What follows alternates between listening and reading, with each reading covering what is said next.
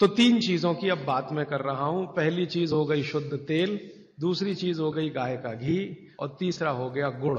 उल्टे से शुरू करता हूं, गुड़ कफ को कैसे शांत रखेगा। आधुनिक विज्ञान की जानकारी कुछ मैं आपको इसमें जोड़ना चाहता हूं। कफ जब भी बिगड़ता है तो शरीर में एक तत्व की बहुत कमी आ जाती है, वो है फास्फोरस। केमिकल है एक फास्फोरस। जब भी कफ बिगड़ेगा तो आप समझ लो आपके शरीर में फास्फोरस की कमी है। और फास्फोरस का एक छोटा भाई भी है, आर्सेनिक।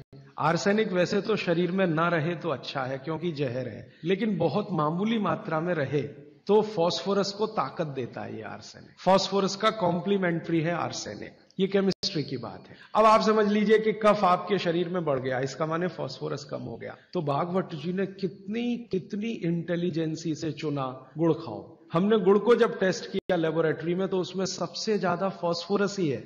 गुड़ में सबसे ज्यादा फास्फोरस है। हालांकि उसमें थोड़ा मात्रा में आर्सेनिक भी है, लेकिन फास्फोरस उसमें सबसे ज्यादा मात्रा में है। और गुड़ जो बना है ना, किससे बना है?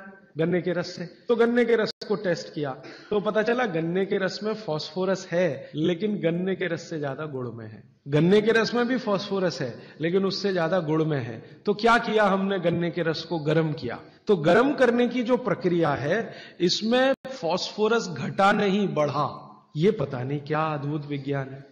तो भागवत जी ने ये नहीं कहा कि गन्ने का रस पियो, उन्होंने कहा गुड़ खाओ। गन्ने के रस को भी वो कह सकते थे क्योंकि फास्फोरस उसमें है, लेकिन गन्ने के रस से ज्यादा बेहतरीन स्थिति का फास्फोरस गुड़ में है, जो सबसे जल्दी हजम होता है। ये गुड़ ऐसी अद्भुत चीज है जो 1 दिन के बच्चे को भी खिलाया जा सकता है। 1 दिन के बच्चे को, आज बच्चा पैदा हुआ, आप शाम को उससे गुड़ दे सकते हैं, आज ही दे सकते हैं। हाँ, तो आप जो है एक ऐसी स्थिति में है जहां आपके पास कई चीजें उपलब्ध हैं, उनमें से भागवती जी चुनकर दे रहे हैं कि देखो ये है। अब गुड़ बनाने के पहले एक और चीज बनती है जिसको मराठी में कहते हैं काकवी।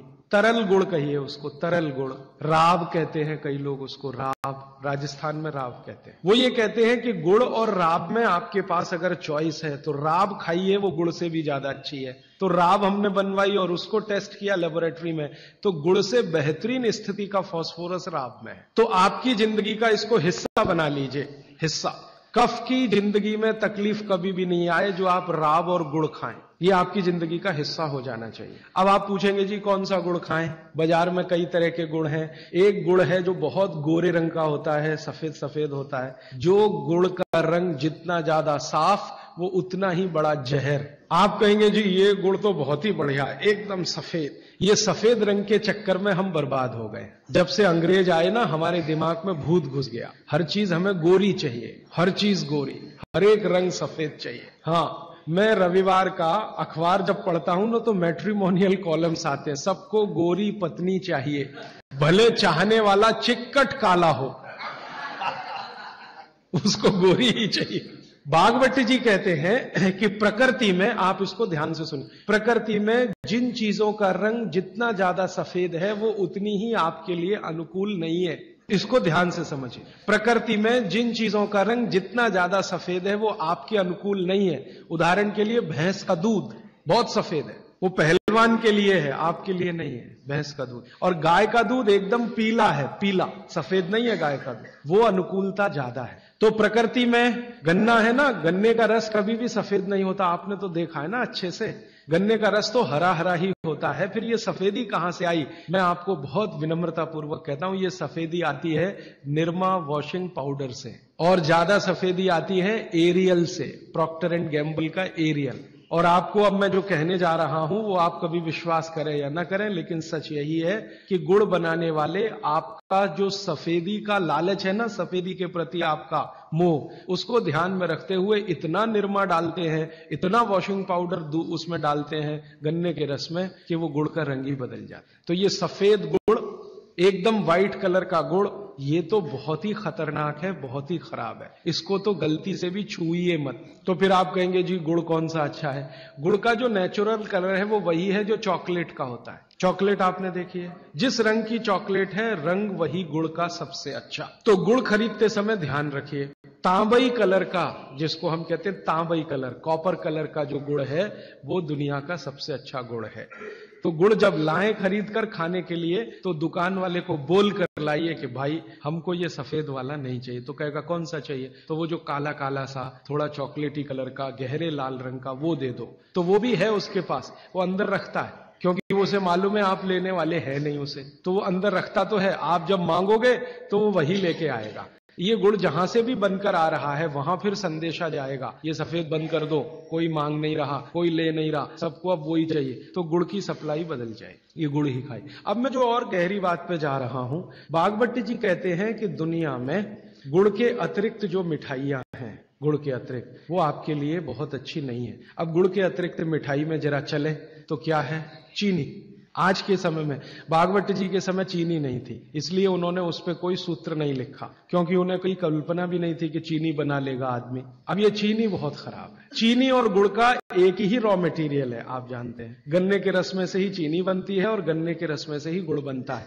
बस दो अलग अलग सभ्यताओं का इसमें फर्क है। एक है सभ्यता यूरोप और अमेरिका की, जहां से चीनी आई, और दूसरी सभ्यता है भारत की, जहां से गुड़ आया। एक ही रॉ मटेरियल है, एक ही रॉ मटेरियल है। चीनी बनाने के लिए भी गन्ने का रस ही लगता है, गुड़ बनाने के लिए भी गन्ने का रस ही लगता है। और थोड़ा सा आगे बढ़े कि एक ही रॉ मटेरियल है गेहूं का आटा, जिससे रोटी भी बनती है, पूड़ी भी बनती है, पराठा भी बनता है, उसी से पाव रोटी भी बनती है और डबल रोटी भी बनती है। ठीक है, सभ्यताओं का अंतर है, रॉ मटेरियल सेम है। गेहूं का आटा वो हिंदुस्तान में भी है, वो अमेरिका में भी है, वो कनाडा में भी है, वो भारत में भी है, लेकिन वो गेहूं के आटे से बनाते हैं पाव रोटी और डबल रोटी। हम गेहूं के आटे से बनाते हैं रोटी, पूड़ी या पराठा या आदि आदि बहुत सारी चीजें। अंतर क्या है जी? अंतर प्रोसेस का है, प्रक्रिया का अंतर, प्रक्रिया का अंतर है। रॉ मटेरियल सेम है, एंड प्रोडक्ट भी सेम है, खाए जाने के लिए बन रहा है, लेकिन प्रक्रिया अलग अलग है। वो रोटी बनाएंगे तो पहले आटे को सड़ाएंगे, फर्मेंट करेंगे, और आटे को सड़ा सड़ा के पुराना पुराना कर करके फिर उसमें से पाव रोटी ही बनेगी। रोटी तो बन नहीं पाएगी, क्योंकि आटे के फर्मेंटेशन के बाद रोटी बनना मुश्किल होता है उसमें। और हम आटे को पानी में गूंदेंगे और तत्काल उसकी प्रक्रिया करके रोटी बना लेंगे। वो प्रक्रिया नहीं कर पाते क्योंकि उनको कोई सिखाने वाला नहीं, कोई यूनिवर्सिटी नहीं, कोई कॉलेज नहीं। इसी तरह से उनके यहाँ शक्कर में होता है कि गन्ने के रस को, कई देशों में गन्ना उत्पन्न होता है, ब्राजील में, मैक्सिको में वगैरह वगैरह, तो वो गन्ने के रस को प्रोसेस करते करते चीनी बना लेते हैं। हम चीनी की तरफ नहीं गए, हमने गुड़ ही बनाया, क्योंकि चीनी बनते ही, अब आप ध्यान देना जो मैं कहने जा रहा हूं, चीनी बनते ही फास्फोरस खत्म होता है, चीनी बनते ही फास्फोरस खत्म होता है। और आपको चाहिए फास्फोरस कफ का शमन करने के लिए, अब वो है ही नहीं चीनी में, तो आप जो चीनी खा रहे हैं वो जिस उद्देश्य के लिए खा रहे हैं वो पूर्ति ही नहीं होती। और चीनी एक ऐसा केमिकल है, अगर मैं ब्लैक बोर्ड लेके चौक पे समझाना शुरू करूं तो समय थोड़ा ज्यादा लगेगा, लेकिन अंतिम बात आप जल्दी समझ जाएं। चीनी जब आपके शरीर में जाती है और ये टूटती है, हर चीज अंदर जाके टूटती है, माने पचती है, तो इसके सबसे अंत में जो बनता है वो एसिड है। और गुड़ जब शरीर में जाता है और टूटता है तो इसके सबसे अंत में जो बनता है वो क्षार है। अब मैंने आपसे थोड़े दिन पहले कहा था, पता नहीं याद है कि नहीं, पेट में हमेशा अम्ल है, ठीक है। अब पेट में तो अम्ल पहले से है ही, प्रकृति का दिया हुआ। आपने चीनी खाई, चीनी में से भी अम्ल ही निकला, तो अम्ल तो बढ़ गया ना जरूरत से ज्यादा। और ये बढ़ा हुआ अम्ल अगर पेट में आपके है तो ये खून में भी जाएगा, आप इसे रोक नहीं सकते, क्योंकि पेट में जो है वो खून में भी जाएगा। और खून में अम्ल बढ़ता ही गया। रोज आपने 1 चम्मच चीनी खाई, 2 चम्मच चीनी खाई, 3 चम्मच चीनी खाई, हर दिन उसमें से अम्ल निकल रहा है, और पेट का अम्ल भी उसमें जुड़ रहा है, फिर निकल रहा है, फिर जुड़ रहा है, फिर निकल रहा है। फिर 10 साल का हिसाब निकालो, 20 साल का निकालो, 30 साल का निकालो, आपका दिमाग घूम जाए। रोज का अगर 2 चम्मच चीनी का हिसाब जोड़ो, वैसे तो जो 2 चम्मच से ज्यादा ही रहती है एक आदमी की जिंदगी में चीनी।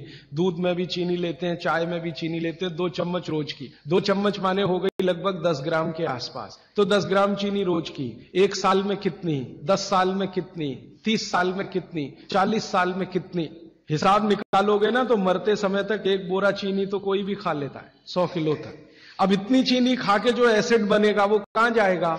बेचारा आपका किडनी जितना निकाल सकता है वो निकालने की कोशिश करेगा, लेकिन सब नहीं निकाल पाया, तो ये रक्त में ही रहेगा। और यही एसिड है जो वात के रोग आपको पैदा करे। तो इसलिए चीनी और गुड़ एक ही चीज में से बनने वाली 2 मीठी वस्तुएं हैं, लेकिन गुड़ में क्या है? गुड़ जब आप खाएंगे, फास्फोरस किसी भी चीज में रहे, क्षारपण ही रखता है वो उस चीज को, माने उसमें एल्केलाइन की प्रॉपर्टी ही रहती है। तो गुड़ कितना भी खाएंगे क्षार ही बनेगा, और वो क्षार पेट के अम्ल को बैलेंस करता रहेगा।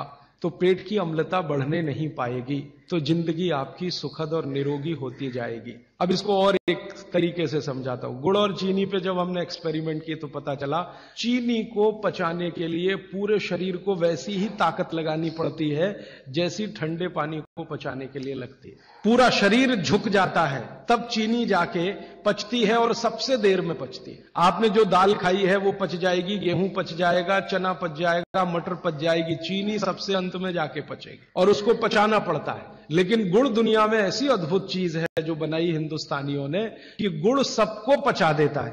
गुड़ तो सब चीज को पचा देता है, चीनी को पचाना पड़ता है। मेरी बात समझ में आ रही है आपको? गुड़ हर चीज को पचा देगा, खुद ताकत लगा देगा। आपने गुड़ के साथ कुछ भी खाया है वो सब चीजें गुड़ पचा देगा, लेकिन चीनी को पचने के लिए पूरी ताकत लगती है। तो चीनी जब पचेगी तो दूसरी चीजों को तकलीफ कर देती है।